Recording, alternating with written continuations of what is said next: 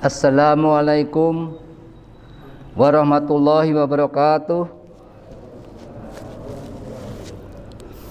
Alhamdulillahirrabbilalamin. Alhamdulillahirrabbilalamin. Alhamdulilladzi khalaqas samawati wal ard wa ja'ala zulumati wan nur tsumma alladziina kafaru bi rabbihim ya'dilun. Asyhadu an la ilaha illallah wa asyhadu anna Muhammadar Rasulullah. Allahumma sholli ala Muhammad wa ala ali Muhammad. Allahumma inni a'udzubika min ilmi la yanfa'.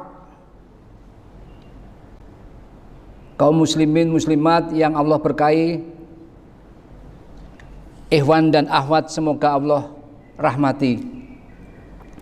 Mari kita senantiasa mensyukuri terhadap setiap nikmat-nikmat Allah yang telah diberikan kepada kita, termasuk salah satunya kita diberikan kenikmatan untuk bisa melakukan sholat subuh berjamaah dan melanjutkan dengan thalabul ilm semacam ini. Di dalam kultum semacam ini, uswatun hasanah kita, Nabi akhir zaman mengingatkan kita, thalabul ilm faridatun ala kulli muslim. Menuntut ilmu adalah kewajiban bagi seorang muslim. Sehingga pada subuh ini kita masih diberikan kesempatan untuk memenuhi salah satu majelis yang Allah ridhoi, yang Allah cintai. Dan semoga apa yang kita lakukan dari sholat subuh hingga melakukan sesuatu di majelis ilmi yang ini isinya hanya 3 hal, qala Allah, qala Rasul, dan qala sahabat. Semoga ini menjadi sebab kebaikan kehidupan kelak kita di akhirat.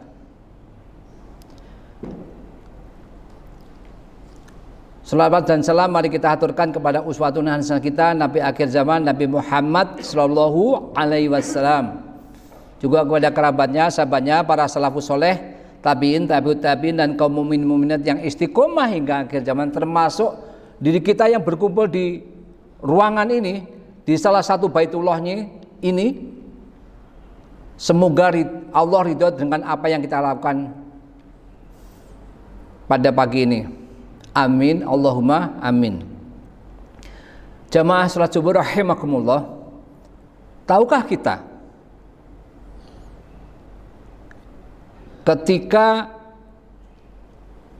apakah Allah menginginkan kebaikan pada diri kita masing-masing? Maka salah satu indikasinya adalah bahwa kita selalu disibukkan oleh Allah dalam ketaatan-ketaatan dalam beribadah. Tuzituhum fito'ah. To'ahnya itu tiap detik, tiap menit, tiap jam, tiap hari, tiap pekan, dan tiap bulan seterusnya. Itulah tanda bahwa kita sedang diinginkan oleh Allah dalam kebaikan, sampai seluruh aktivitas kita menjadi pemberat mizan di depan Allah kelak. Nah, dalam kaitan ini Imam Al-Ghazali menasihati muridnya dalam kitab Ayyuhal Walad. Imam Al-Ghazali menasihati sabda Rasulullah SAW yang berkaitan dengan itu. Rasulullah bersabda, alamatu iradillah ta'ala anil abdi istighaluhu bima la ya'ni. Tanda berpalingnya Allah dari hambanya, tanda berpalingnya Allah dari kita semua ini adalah jika hamba itu disibukkan dengan sesuatu yang tidak bermanfaat. Nah, mafhum mukhalafahnya, Pemahaman kebalikannya artinya siapapun yang Allah senangi, siapapun yang Allah ridhoi, maka bisa dipastikan Allah akan menyibukkan dalam kebaikan dan ketaatan. Masya Allah. It could be yes, bisa jadi ya. Karena kenapa? Bapak-bapak dan ibu-ibu masih mau mendengarkan kultum semacam ini. Nah, jadi strateginya adalah, penekannya adalah istigholuhu bima la ya'ni, disibukkan dengan sesuatu yang tidak bermanfaat. Itu apa? Contoh HP bisa jadi ini sesuatu yang bermanfaat, bisa jadi tidak. Ketika itu mendengarkan kajian, mendengarkan YouTube, tapi kalau udah kepada berita-berita yang tidak perlu, tidak bermanfaat. Contoh berita bermanfaat itu apa sih? Yaitu ketika berita itu atau sesuatu itu yang diambil dari HP itu tidak ada kaitannya dengan akhirat, itu tidak bermanfaat, useless. Nah, Ikhwatul iman azunalu wa yakum. Hari ini tanggal 15 Ramadan, betul? Artinya kita sudah melalui 14 hari yang lalu. Dan ini adalah, sekali lagi, ini adalah momen terbaik. Ini adalah prime time, waktu yang diutamakan. Seperti di pekan lalu, dalam satu hari ada dalam waktu yang diutamakan prime time-nya dalam satu hari, apa? Sepertiga malam terakhir. Di dalam satu pekan ada satu hari yang diutamakan, yang prime time-nya apa? Jumat. Di dalam satu tahun 12 bulan ada satu bulan yang diutamakan apa? Sekarang ini kita sudah di hari ke-15. Berkaitan dengan ini, dalam kitab Muhtasar Minhajul Qasidin Ibnu Qudamah Al-Maqdisi merangkai beberapa poin dari kitab itu. Ada hal-hal yang harus kita hindari, ada hal-hal yang kita jangan singgung sama sekali. Dan itu adalah bagaimana setan itu masuk melalui, yang akan coba kita sama-sama dengarkan ini. Satu pintu setan itu masuk adalah fudulul to'am. Ini yang pertama. Fudulul to'am itu apa? Makanya berlebihan. Kan ada zaman dulu, kalau saya zaman dulu, ketika habis sholat, ketika adzan dikumandangkan, kolak, es cendol, dan banyak macam-macam. Akhirnya apa? Begah perut. Enggak jadi diajak teman sholat tarweh, enggak, masih begah. Nah itu salah satunya. Itu ketika itu kita lakukan, pintu setan itu masuk lewat situ. Kenapa? Buktinya apa? Enggak mau tarweh. Karena kenapa? Kebanyakan makan. Jadi, dan ini adalah salah satu pintu virus masuk ke hati. Poinnya ialah, jika ingin berbuka dan sahur dengan menu favorit apapun dipersilakan, tapi dengan proporsional. Namun ingat, jangan berlebih-lebihan. Ketika kita berlebih-lebihan dalam makan, dalam minum, maka disitulah pintu syaitan terbuka. Ketika syaitan masuk dan leluasa menggoda kita, jangan salahkan siapa-siapa. Kalau kita kena lagi, kena lagi. Dan Rasulullah ingatkan kepada kita, dampak daripada kekenyangan ini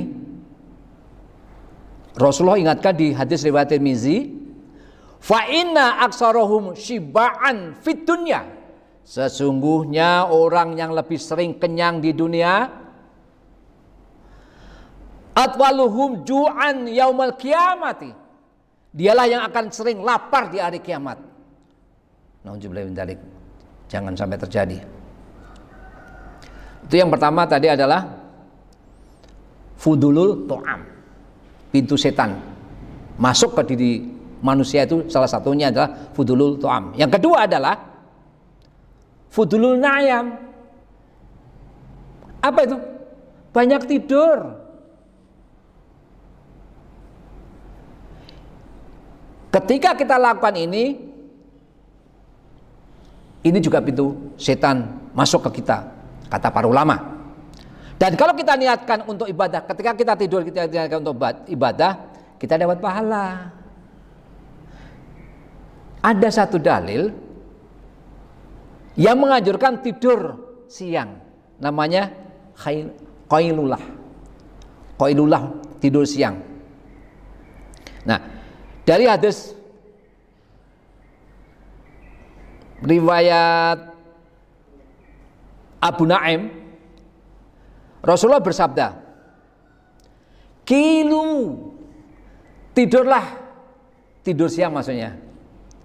Fa inna syaiton la taqilu, karena setan tidaklah tidur siang." Tapi tidurnya bukan dari habis pulang dari sini tidur, duhur lewat, asar pergi, tahu-tahu nanti menjelang maghrib datang. Tidak seperti itu. Karena kenapa? Itu malah bahaya. Karena kenapa? Akhirnya apa? Sholat kita, sholat duhurnya dijamak takhir. Nah itu hati-hati. Dan tidurnya tidak lama, 20 menit. Saya pernah ngalaminnya juga. Ternyata ketika kita capek banget, kemudian tidur senderan aja. Mau Bapak pengen tahu contoh-contohnya tidur yang enak? Datang ke sini hari Jumat. Banyak tuh. Enak banget tuh. Nggak lama, paling 10 menit, 15 menit, tapi seger itu. Namun qailullah atau tidur siang ini sebentar saja. Kira-kira 20 menit. Ini sangat berdampak ketika ingin beribadah malam. Benar. Jadi tidur 20 menit atau 15 menit itu berdampak terhadap tidur malam. Nah, akhirnya kita bisa melakukan ibadah di sepertiga malam. Sekali lagi, qailullah itu penting. Tapi jangan berlebih-lebihan. Karena Ramadan ini adalah bulan energik. Ramadan ini bulan semangat. Ramadan ini bulan perjuangan.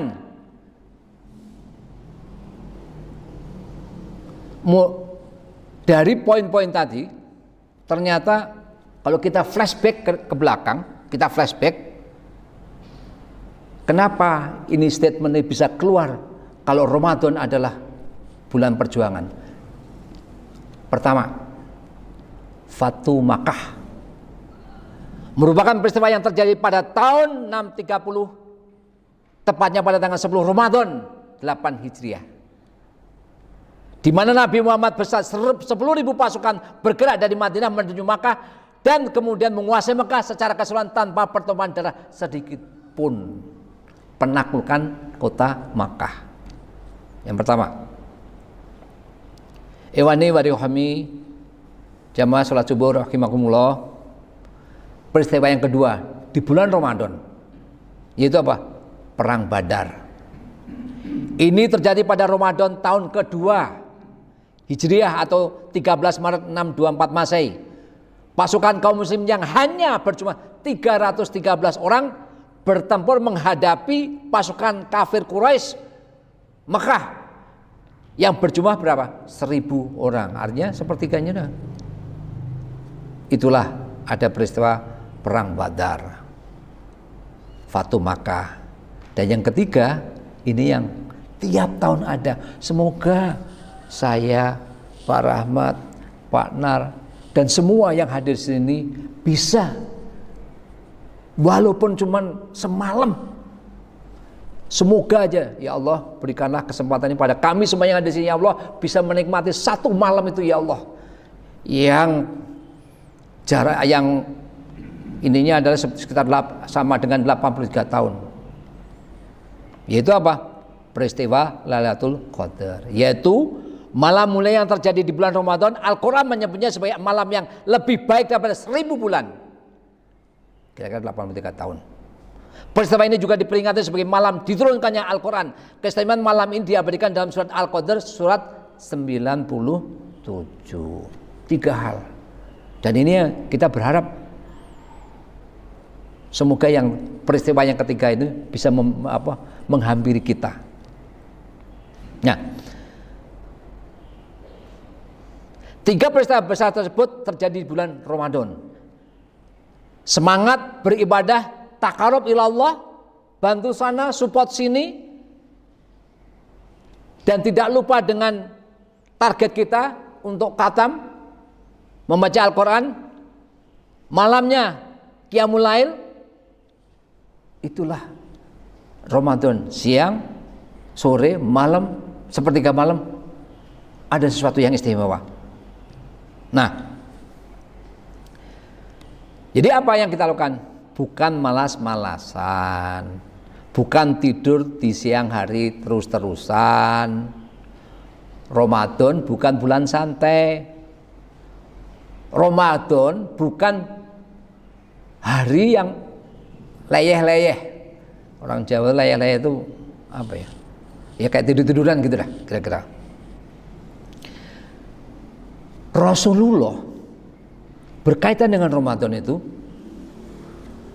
ada sabdanya, dan itu depannya beda, tengahnya sama, belakangnya sama. 3 hal sabda Rasulullah SAW. Pertama apa?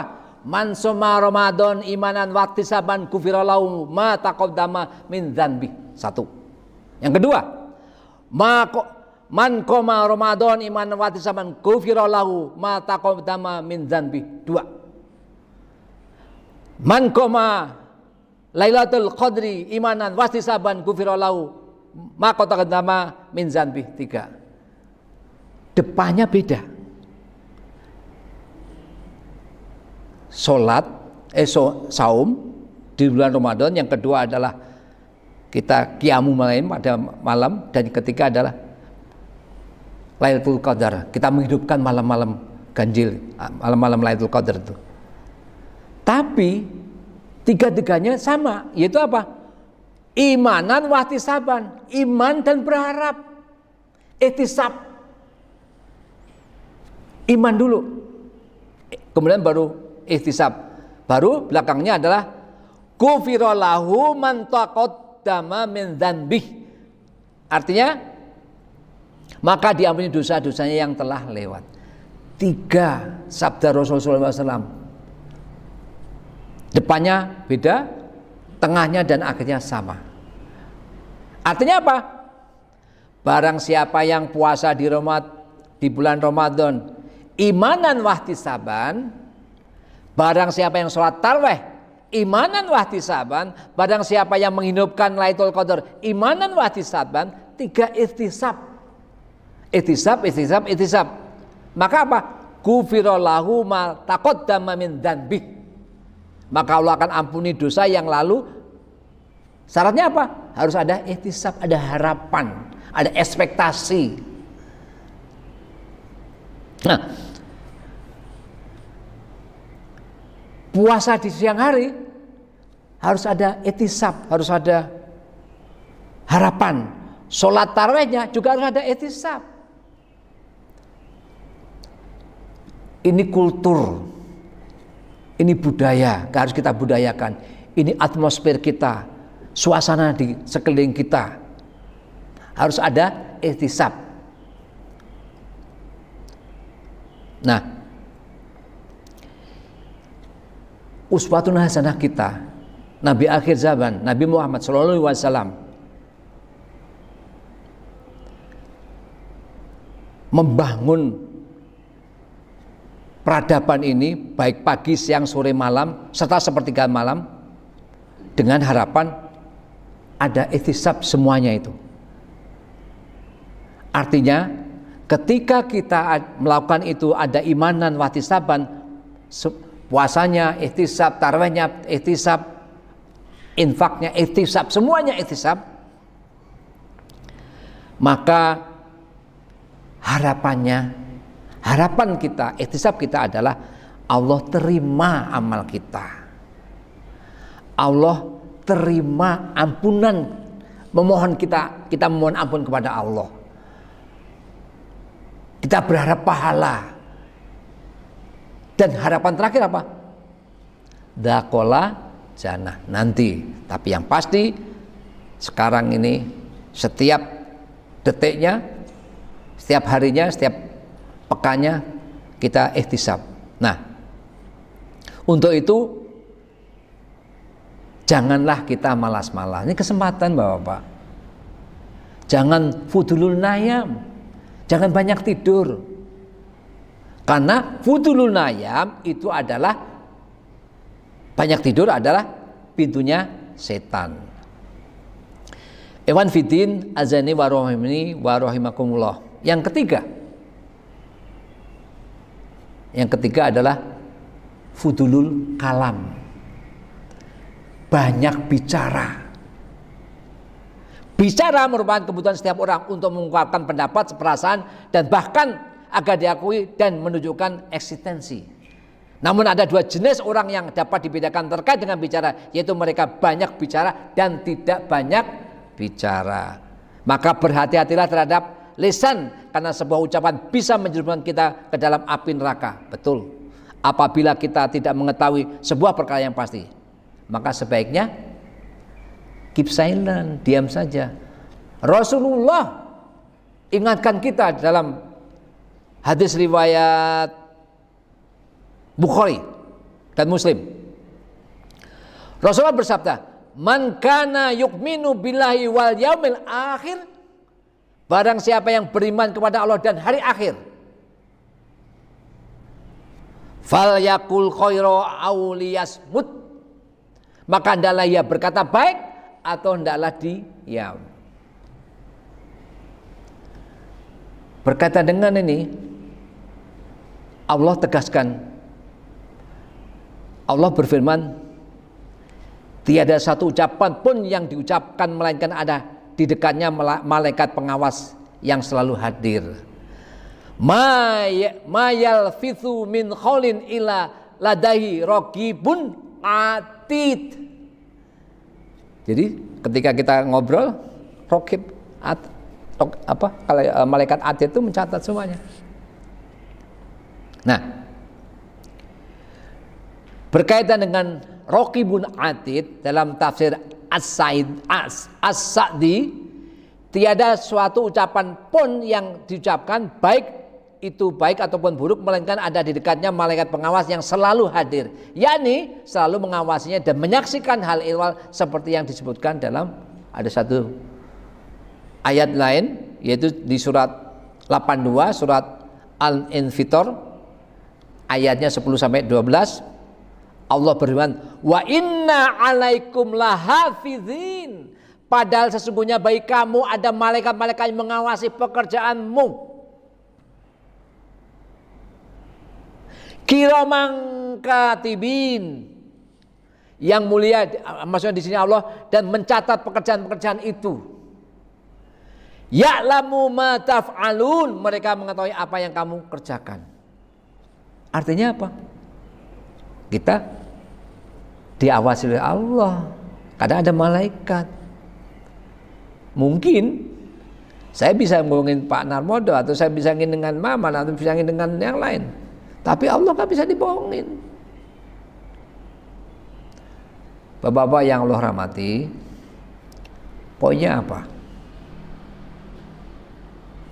Dari 3 poin tadi, dari 3 hal tadi, mari kita hindari hal-hal yang akan merusak keberkahan bulan Ramadan, merusak prime time ini. Untuk itu mari kita jauhi 3 hal akses masuknya setan ke dalam diri kita. Pertama adalah fudulul ta'am, fudulul nayam, fudulul kalam. Semoga bermanfaat terutama untuk hamba yang dhaif ini. Wallahu a'lam bishawab. Al-haqqu min rabbika fala takunanna minal mumtarin. Kebenaran dari Rabbmu dan janganlah kamu termasuk orang yang ragu-ragu. Mari kita tutup dengan doa kafaratul majelis. Subhanallahumma wa bihamdika asyhadu alla ilaha illa anta astaghfiruka wa atubu ilaik. Assalamualaikum warahmatullahi wabarakatuh.